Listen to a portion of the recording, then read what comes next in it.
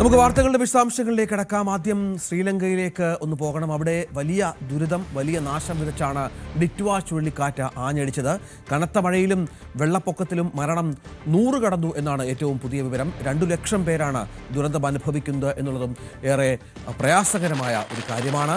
ഇതിനൊപ്പം തമിഴ്നാട്ടിലും മറ്റും മഴയുടെ വലിയ മുന്നറിയിപ്പുണ്ട്, ജാഗ്രതാ നിർദ്ദേശം നൽകിയിട്ടുണ്ട് എന്നാണ് മനസ്സിലാക്കേണ്ടത്. സൗദിയിൽ നിന്നും കേരളത്തിലേക്ക് ശ്രീലങ്കൻ എയർവേസിൽ പുറപ്പെട്ട മലയാളികളടക്കം 48 മണിക്കൂറിലധികമായി അവിടെ കുടുങ്ങിക്കിടക്കുന്നു എന്നുള്ള വളരെ പ്രധാനപ്പെട്ട ഒരു വിവരം കൂടി പ്രേക്ഷകർക്കായി പങ്കുവെക്കാനുണ്ട്. 48 മണിക്കൂറിലധികമായാണ് ഇവർ കുടുങ്ങിക്കിടക്കുന്നത്. ദൃശ്യങ്ങളിൽ കാണാം ശ്രീലങ്കയെ വല്ലാത്ത തരത്തിൽ ദുരിതം വിതച്ചുകൊണ്ടുള്ള വലിയ ചുഴലിക്കാറ്റ്. ഇതിപ്പോൾ തമിഴ്നാടിൻ്റെ തീരപ്രദേശങ്ങളിലേക്കൊക്കെ ജാഗ്രത നിർദ്ദേശം നൽകിയ ഒരു പശ്ചാത്തലം കൂടി ഇതിനോട് ചേർത്ത് വെക്കണം. 2 ലക്ഷം മനുഷ്യരാണ് ഇപ്പോൾ ദുരിതം ബാധിച്ച് അവിടെ കിടക്കുന്നത് എന്നാണ് മനസ്സിലാക്കേണ്ടത്. കേരളത്തിലെ 5 ജില്ലകളിൽ യെല്ലോ അലേർട്ട് പ്രഖ്യാപിച്ചിട്ടുണ്ട് എന്നാണ് മനസ്സിലാക്കുന്നത്. തമിഴ്നാട്ടിൽ തീരപ്രദേശങ്ങളിൽ വലിയ ജാഗ്രത പുലർത്താൻ ആവശ്യപ്പെട്ടിരിക്കുന്നു. നമുക്കറിയാം, ശ്രീലങ്കയൊക്കെ മത്സ്യത്തൊഴിലാളികൾ, മത്സ്യമേഖലയൊക്കെ സജീവമായ ഒരു സ്ഥലമാണ്. അവരുടെ ഉപജീവന മാർഗം മത്സ്യബന്ധനമാണ്. ആ മേഖലയിലൊക്കെ ഈ ചുഴലിക്കാറ്റ് വലിയ തോതിലുള്ള പ്രശ്നങ്ങൾ ഉണ്ടാക്കി എന്നാണ് മനസ്സിലാക്കേണ്ടത്. പാർവതി സത്യദേവൻ ഏറ്റവും പുതിയ വിവരങ്ങളുമായി നമ്മോടൊപ്പം ചേരുന്നു. പാർവതി, വല്ലാത്ത ഒരു അവസ്ഥയാണല്ലേ ഈ ചുഴലിക്കാറ്റ്? അതിൻ്റെ പരിധി കടന്ന് ഒരുപക്ഷെ നേരത്തെ പറഞ്ഞതിനേക്കാളും വലിയ തോതിലുള്ള നാശം വിതച്ചിരിക്കുന്നു ശ്രീലങ്കയിൽ എന്നാണ് മനസ്സിലാക്കേണ്ടത്. ഏറ്റവും പുതിയ സ്ഥിതിഗതികൾ എങ്ങനെയാണ് അവിടെ? അതെ രഞ്ജിത്ത്, ശ്രീലങ്ക കടുത്ത ദുരിതത്തിലാണ്. ഏകദേശം 100-ലധികം ആൾക്കാർ ദുരന്തത്തിൽ ശ്രീലങ്കയിൽ മരണപ്പെട്ടിരിക്കുന്നു.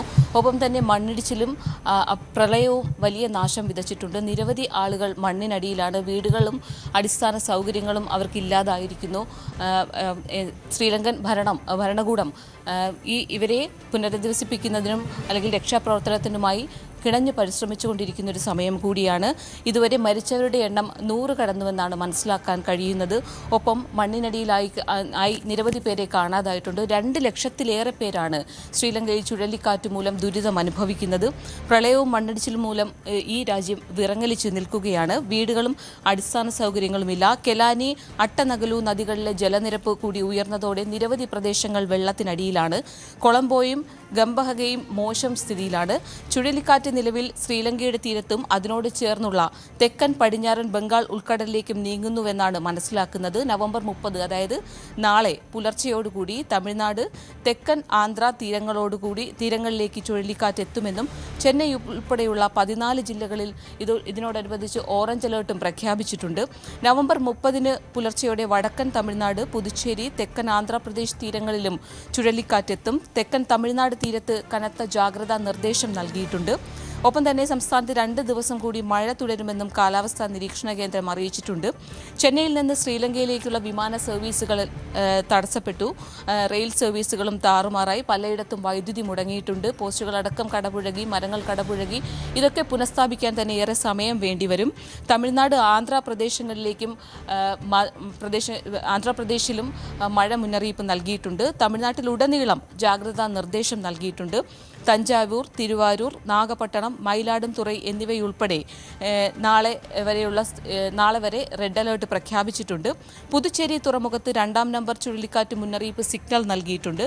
തീരത്ത് ശക്തമായ കാറ്റാണ്. തീരദേശ മേഖല ആകെ ഈ ദുരന്തത്തിൻ്റെ ആഫ്റ്റർ ഇഫക്റ്റ് അനുഭവിച്ചുകൊണ്ടിരിക്കുകയാണ്. കടൽ പ്രക്ഷുബ്ധമാണ്. മത്സ്യത്തൊഴിലാളികൾ കടലിൽ പോകരുതെന്നും മുന്നറിയിപ്പുണ്ട്. കടലിലേക്ക് പോയവരെ തിരികെ വിളിച്ചിട്ടുണ്ട്. ഒപ്പം പുതുച്ചേരി ലഫ്റ്റനന്റ് ഗവർണർ സ്ഥിതി വിലയിരുത്താനായി അടിയന്തര യോഗം വിളിച്ചിട്ടുണ്ട്. ശ്രീലങ്കയിൽ സ്കൂളുകൾക്കും കോളേജുകൾക്കും അവധി നൽകിയിട്ടുണ്ട്. തമിഴ്നാട്ടിലെ റെഡ് അലേർട്ട് മേഖലകളിലും സമാനമായ സ്ഥിതി തന്നെയാണ്. വടക്കൻ തമിഴ്നാട്, പുതുച്ചേരി, തൊട്ടടുത്തുള്ള തെക്കൻ ആന്ധ്രാപ്രദേശ് തീരങ്ങൾ എന്നിവിടങ്ങളിലാണ് നിലവിൽ ചുഴലിക്കാറ്റ് മുന്നറിയിപ്പ് മുന്നറിയിപ്പ് നൽകിയിട്ടുള്ളത്. ഇന്ത്യൻ തീരത്തേക്ക് അടുക്കുന്നതിനാൽ തീരദേശത്തുള്ളവർ ജാഗ്രത പാലിക്കണമെന്നും കാലാവസ്ഥാ കേന്ദ്രം മുന്നറിയിപ്പ് നൽകിയിട്ടുണ്ട്. ഇതുവരെ ഈ ദുരന്തത്തിൽ 100-ലേറെ പേർ മരിച്ചുവെന്നാണ്. മരണസംഖ്യ ഉറപ്പാണ് ഇനിയും ഉയരുമെന്നുള്ള കാര്യം നിശ്ചയമാണ്. നിരവധി പേരെ കാണാതായിട്ടുണ്ട്.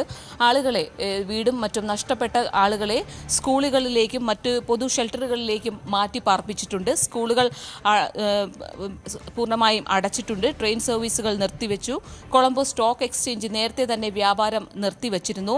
250-ലേറെ ദുരിതാശ്വാസ ക്യാമ്പുകളാണ് ഇന്നലെ രാത്രി വരെ ശ്രീലങ്കയിൽ തുറന്നത്. ഇപ്പോൾ ആ സംഖ്യ തീർച്ചയായിട്ടും കൂടിയിട്ടുണ്ടാകാം. ഇന്ത്യ അടക്കമുള്ള രാജ്യങ്ങൾ ശ്രീലങ്കയ്ക്ക് സഹായം വാഗ്ദാനം ചെയ്തിട്ടുണ്ട്. INS വിക്രാന്ത്, INS ഉദയഗിരി എന്നിവ സഹായത്തിനായി ഇന്ത്യ വിട്ടു നൽകിയിട്ടുണ്ട്. അവിടുത്തെ ജനങ്ങൾക്ക്, ജീവൻ നഷ്ടമായ ജനങ്ങൾക്ക് ഇന്ത്യ ആദരമർപ്പിച്ചിട്ടുണ്ട്. പ്രധാനമന്ത്രി നരേന്ദ്രമോദി ശ്രീലങ്കൻ ഭരണകൂടവുമായി അവിടുത്തെ സ്ഥിതി വിലയിരുത്തിയിട്ടുണ്ട്. കൊളംബോയിലെത്തി ഈ INS വിക്രാന്ത്, INS ഉദയഗിരി എന്നിവ ഇന്ത്യ സഹായത്തിനായി വിട്ടു നൽകിയിട്ടുണ്ട്. ഇവ കൊളംബോയിലെത്തി ദുരിതാശ്വാസ സാധനങ്ങളും വിതരണം ചെയ്തിട്ടുണ്ട്. തമിഴ്നാട്ടിൽ 12 ടീം, അതായത് ഈ ചുഴലിക്കാറ്റിൻ്റെ സ്വാധീനം തമിഴ്നാട് മേഖലയിലും ആന്ധ്ര തീരത്തും ഉണ്ടാകുമെന്ന മുന്നറിയിപ്പുള്ളതിനാൽ തമിഴ്നാട്ടിൽ 12 ടീം NDRF സംഘത്തെ വിന്യസിച്ചിട്ടുണ്ട്. ഇവ 16 ജില്ലകളിലായിട്ടാണ് വിന്യസിച്ചിട്ടുള്ളത്. കാഞ്ചീപുരം, തിരുവള്ളൂർ, ചെങ്കൽപ്പെട്ട്, ചെന്നൈ, വെല്ലൂർ, റാണിപ്പെട്ട്, തിരുവണ്ണാമലൈ, നാഗപട്ടണം, തഞ്ചാവൂർ, തിരുവാവൂർ, പുതുക്കോട്ടൈ, കൂടല്ലൂർ, വില്ലുപുരം, തിരുനെൽവേലി, തൂത്തുക്കുടി തുടങ്ങിയ സ്ഥലങ്ങളിലാണ് NDRF സംഘത്തെ നിയോഗിച്ചിട്ടുള്ളത്. ഏത് അടിയന്തര സാഹചര്യം നേരിടാനും ഇവർ സജ്ജമാണെന്ന് ഭരണകൂടം അറിയിച്ചിട്ടുണ്ട്. ഏതായാലും വലിയ ദുരന്തമാണ് ശ്രീലങ്കയിൽ സംഭവിച്ചിട്ടുള്ളത്. കിഴക്കൻ മധ്യ ശ്രീലങ്കൻ ഭൂപ്രദേശത്താണ് ഈ ചുഴലിക്കാറ്റ്, ഡിറ്റ്വ ചുഴലിക്കാറ്റ് കനത്ത നാശം വിതച്ചത്. ഇവിടെ 300 മില്ലിമീറ്ററിലേറെ മഴ പെയ്തുവെന്നാണ് മനസ്സിലാക്കുന്നത്. ബാദുല്ല ജില്ലയിൽ വീശിയടിച്ച ചുഴലിക്കാറ്റിൽ 30ഓളം പേരാണ് മരിച്ചത്. 43,991 പേരെ സ്കൂളുകളിലേക്കും മറ്റ് ദുരന്ത നിവാരണ കേന്ദ്രങ്ങളിലേക്കും മാറ്റി പാർപ്പിച്ചു. കൂടുതൽ പേരെ ഒരുപക്ഷെ പാർവതി, ശ്രീലങ്ക കണ്ടതിലേക്കും ഏറ്റവും വലിയ ദുരിതം അങ്ങനെ വിശേഷിപ്പിക്കണം. നേരത്തെ ഈ കാറ്റുമായി ബന്ധപ്പെട്ട് മുന്നറിയിപ്പുണ്ടായിരുന്നു. പക്ഷേ ഇത്രയധികം ശക്തിയോടുകൂടി ഈ കാറ്റ് ആഞ്ഞടിക്കുമെന്നും ഇത്ര വലിയ മരണം ഉണ്ടാകുമെന്നും സാധാരണ കാലാവസ്ഥാ കേന്ദ്രത്തിൻ്റെ ഇടപെടൽ ഉണ്ടാകുമ്പോൾ ആളുകളെ മാറ്റിപ്പാർപ്പിക്കാറുണ്ട്. ദുരിതം കുറയ്ക്കാനുള്ള സാങ്കേതികമായ നിരവധി സംവിധാനങ്ങളുള്ള ഒരു സമയം കൂടിയാണ്. അതെന്തുകൊണ്ടാണ് എന്നിട്ടും ഇത്ര മരണവും ഇത്ര നാശനഷ്ടവും ഒക്കെ രേഖപ്പെടുത്തിയത്? വേണ്ട മുന്നൊരുക്കങ്ങൾ, പ്രതിവാസ പ്രവർത്തനങ്ങൾ നടത്തിയില്ല എന്ന് മനസ്സിലാക്കണമല്ലോ. ചുഴലിക്കാറ്റ് മുന്നറിയിപ്പിന്റെ പശ്ചാത്തലത്തിൽ ശ്രീലങ്കൻ ഭരണകൂടം അടിയന്തര സാഹചര്യങ്ങൾ നേരിടാനായുള്ള സംവിധാനങ്ങൾ ഒരുക്കിയിരുന്നു. പക്ഷേ തീരമേഖലയിലടക്കമാണ് വലിയ നാശമുണ്ടായതെന്നാണ് മനസ്സിലാക്കുന്നത്. ഒപ്പം തന്നെ മണ്ണിടിച്ചിലും വലിയ തോതിൽ ആൾനാശമുണ്ടാക്കി. നിരവധി പേരെയാണ് മണ്ണിടിച്ചിലിൽ കാണാതായത്. നിരവധി പേരെ ഇനി മണ്ണിനടിയിൽ കുടുങ്ങിക്കിടക്കുകയാണ്. ഇവരെ കണ്ടെത്തേണ്ടതുണ്ട്. ഒപ്പം തന്നെ സൈന്യം അടക്കമുള്ളവർ രക്ഷാപ്രവർത്തനം നടത്തുന്നുണ്ട്. ഈ ശ്രീലങ്കയ്ക്ക് മറ്റ് രാജ്യങ്ങൾ സഹായ വാഗ്ദാനം നൽകിയിട്ടുണ്ട്. നമുക്കറിയാം, നേരത്തെ സൂചിപ്പിച്ചതുപോലെ തന്നെ ഇന്ത്യ തന്നെ അവർക്ക് സഹായത്തിനായി എല്ലാ സംവിധാനങ്ങളും ഉറപ്പു നൽകുകയും അത് വിട്ടു നൽകുകയും ചെയ്തിട്ടുണ്ട്. സൈന്യവും രക്ഷാപ്രവർത്തനം തുടരുന്നുണ്ട്. സാധ്യമായ എല്ലാ സഹായങ്ങളും മറ്റു രാജ്യങ്ങളും ശ്രീലങ്കയ്ക്ക് നൽകുന്നുണ്ട്. പ്രത്യേകിച്ച് കോസ്റ്റൽ ഏരിയയിലൊക്കെ ആയതിനാൽ തന്നെ ഇതിൻ്റെ ഒരു നാശനഷ്ടവും വലിയ തോതിൽ കൂടാനാണ് സാധ്യത. പലയിടങ്ങളിലും വെള്ളത്തിനടിയിലാണ്. നിരവധി ആൾക്കാർ കുടുങ്ങിക്കിടക്കുന്നു. മരണസംഖ്യ ഇനിയും ഉയരുമെന്നാണ് മനസ്സിലാക്കുന്നത്. രഞ്ജിത്ത്, അതാണ് സാഹചര്യം. ചുഴലിക്കാറ്റ്, കനത്ത മഴ, വെള്ളപ്പൊക്കം, അങ്ങനെ വല്ലാത്ത ഒരു ദുരിത കാലത്തിലൂടെയാണ് ശ്രീലങ്ക കടന്നു പോകുന്നത്. 100 പേർ ഇതിനകം മരിച്ചു എന്നുള്ളതാണ് ഏറ്റവും ദുഃഖകരമായ കാര്യം. 2 ലക്ഷം പേർ ഇപ്പോഴും ദുരിതം അനുഭവിക്കുകയാണ്. നേരത്തെ പറഞ്ഞതുപോലെ സാധാരണ സർക്കാരുകൾക്ക് വളരെ വേഗം ഇത്തരം ദുരന്തങ്ങളെ അതിജീവിക്കാനുള്ള മുൻകരുതലുകൾ എടുക്കാനുള്ള എല്ലാ സാഹചര്യങ്ങളും ഉള്ള ഒരു കാലമാണ്. മുന്നറിയിപ്പുകൾ ഉണ്ടാകും. ഈ ഡിറ്റ്വ ചുഴലിക്കാറ്റുമായി ബന്ധപ്പെട്ടും അത്തരം മുന്നറിയിപ്പുകൾ നൽകിയിട്ടുണ്ടായിരുന്നു എന്നാണ് മനസ്സിലാക്കേണ്ടത്. പക്ഷേ ശ്രീലങ്കയിലെ സ്ഥിതിഗതികൾ വ്യത്യസ്തമാണ്. ദരിദ്ര രാജ്യമാണ്. സാമ്പത്തികമായി ഒരുപാട് പ്രശ്നങ്ങളുണ്ട്. ജനങ്ങൾ സാധാരണ നിലയിൽ ജീവിക്കുന്ന നിരവധി ആളുകളുണ്ട്. അവർക്ക് ഈ ദുരിതാശ്വാസ കാര്യത്തിലൊക്കെ വളരെ പെട്ടെന്ന് ഒരു ആക്ഷൻ എടുക്കാൻ സാധിച്ചിരിക്കില്ല. അതുകൊണ്ടായിരിക്കാം ഒരുപക്ഷെ ഇത്രയധികം മരണത്തിലേക്ക് കാര്യങ്ങൾ പോയത്. പക്ഷേ തീരദേശ മേഖലയാണ്. ഈ കടൽ തീരങ്ങളിലും മറ്റും നിരവധി കെട്ടിടങ്ങളും ആളുകൾ താമസിക്കുന്ന പശ്ചാത്തലമുണ്ട്. മത്സ്യബന്ധന മേഖലകളുണ്ട്. ഇതൊക്കെ നോക്കുമ്പോൾ ഏറ്റവും വലിയൊരു ദുരിതകാലത്തിലൂടെ ശ്രീലങ്ക കടന്നു പോകുന്നു എന്നാണ് മനസ്സിലാക്കേണ്ടത്. പാർവതി, ഒപ്പം വിമാന സർവീസുകളുടെ കാര്യത്തിലും ചില ജാഗ്രതകൾ പറഞ്ഞിട്ടുണ്ട്. ശ്രീലങ്കൻ എയർവേസിൽ പുറപ്പെട്ട മലയാളികൾ കുടുങ്ങിക്കിടക്കുന്ന സാഹചര്യം നമ്മൾ റിപ്പോർട്ട് ചെയ്യുന്നുണ്ട്. മറ്റൊരു കാര്യം, ഏതാണ്ട് 300ഓളം ഇന്ത്യയിൽ നിന്നുള്ള 300ഓളം വിമാനങ്ങളെ ബാധിക്കുമെന്ന് മനസ്സിലാകുന്നു. ഇൻഡിഗോ അടക്കമുള്ള വിമാന കമ്പനികൾ ശ്രീലങ്കയിലേക്കും അവിടെ നിന്നുമുള്ള വിമാന സർവീസുകൾ പൂർണ്ണമായും നിർത്തിവെച്ചിട്ടുണ്ട്. അങ്ങനെ വ്യോമഗതാഗതത്തെ ബാധിക്കത്തക്ക വിധത്തിൽ അതെപ്പോഴേക്ക് ഈ കാറ്റിനൊരു ശമനമുണ്ടാകുമെന്ന് വേണം പ്രതീക്ഷിക്കാൻ? രഞ്ജിത്ത്, 2 ദിവസം കൂടി ഈ കാറ്റിൻ്റെ ഒരു പ്രഭാവം ശ്രീലങ്കയിൽ ഉടനീളം ഉണ്ടാകും. ശ്രീലങ്കയിൽ മാത്രമല്ല, അത് ശ്രീലങ്കയോട് ചേർന്ന് കിടക്കുന്ന ആന്ധ്രാപ്രദേശ്, തമിഴ്നാട് എന്നീ സംസ്ഥാനങ്ങളിലും അതുണ്ടാകും.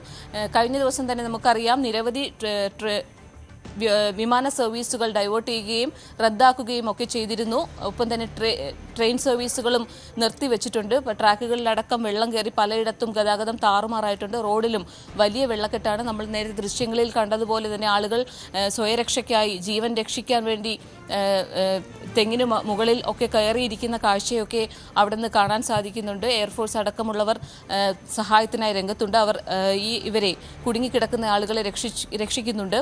ഏതായാലും ഈ റെയിൽ, റോഡ്, വ്യോമ ഗതാഗതമൊക്കെ ശ്രീലങ്കയിൽ താറുമാറായ അവസ്ഥയാണ്.